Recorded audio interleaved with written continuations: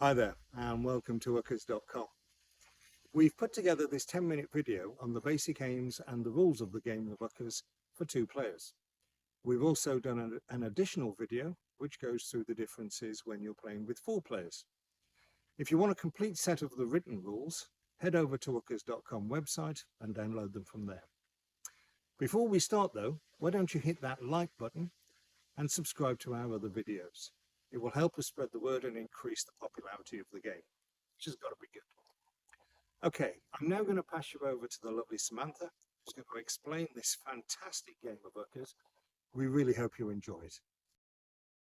Welcome to the wonderful game of Uckers, and our short video on how to play the game. Uckers is played on a standard Ludo board, and is for 2 or 4 players.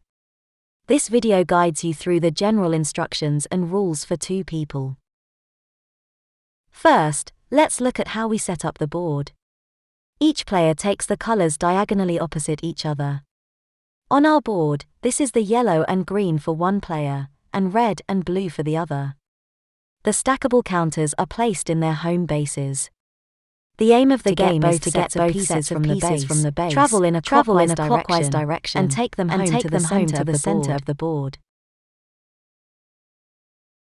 Before we go on, if you are enjoying this video from Uckers.com, why not hit that ravishing like button? Also, make sure that you hit the subscribe button too, so that you are kept informed of our other video releases. It will help us spread the word about the growth and popularity of the game.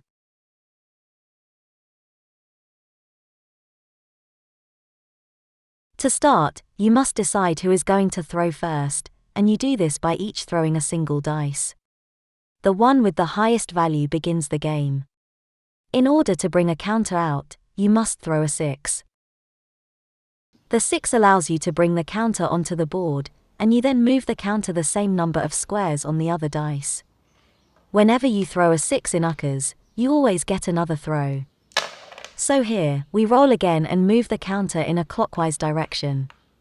As we didn't throw another 6, our turn is now over and play passes to your opponent.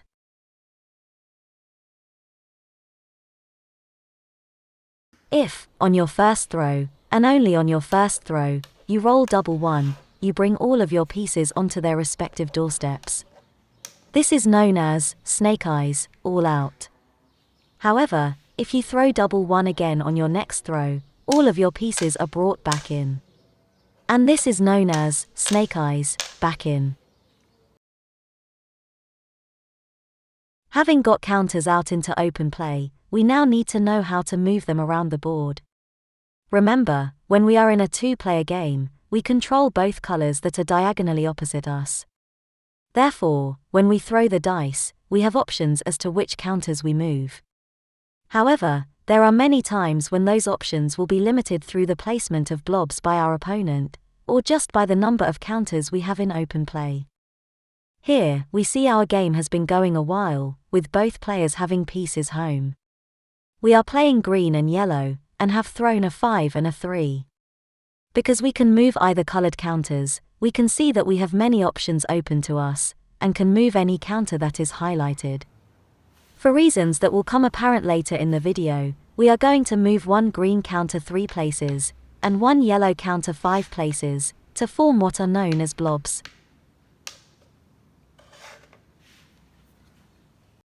As with Ludo, you can remove your opponent's pieces by landing on the squares that they occupy.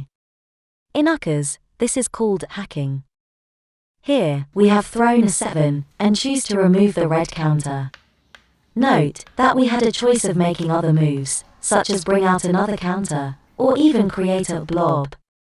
More about blobs in a moment, but you need to understand that hacking is not always the best option.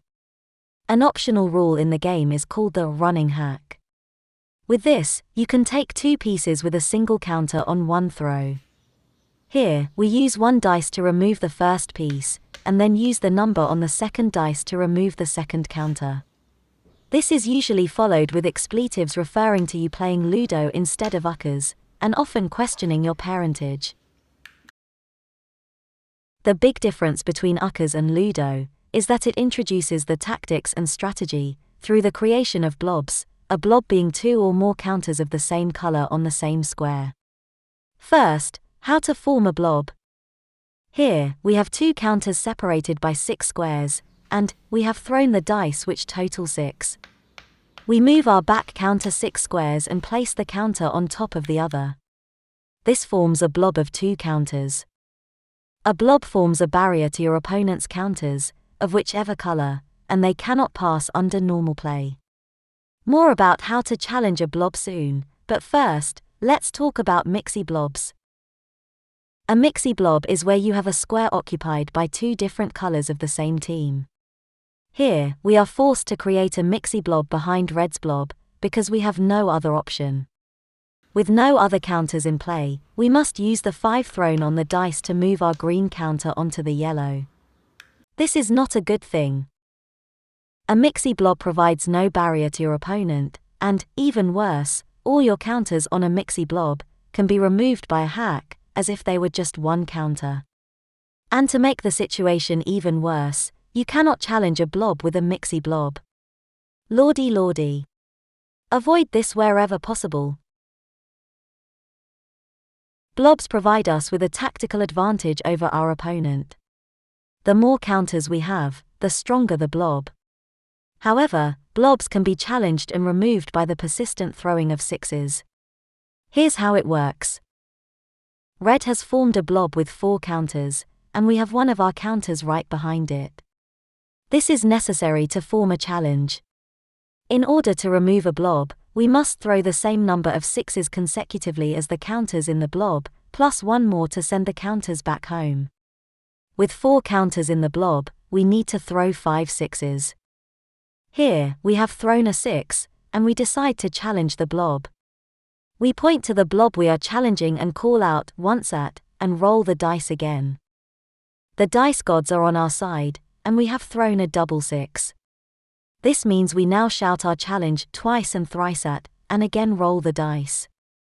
My, aren't we doing well? We've thrown another 6.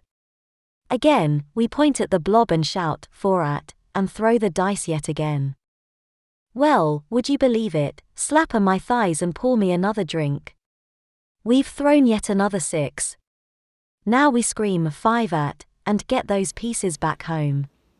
We put our opponent's counters back to their base and move our counter along 1 square, so it now occupies the same position previously held by the blob.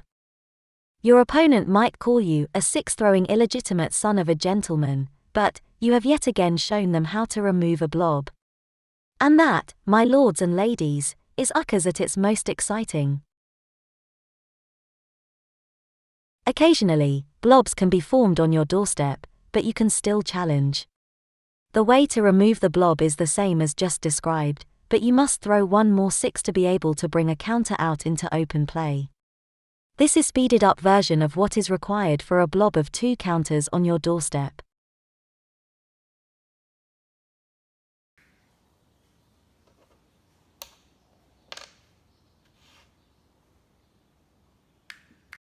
This table shows how many 6s you need to throw to remove blobs in open play, and for those that are on your doorstep. Remember, in open play, you must throw 1 more 6 than the number of counters in the challenged blob. Doorstop blobs require 2 more 6s.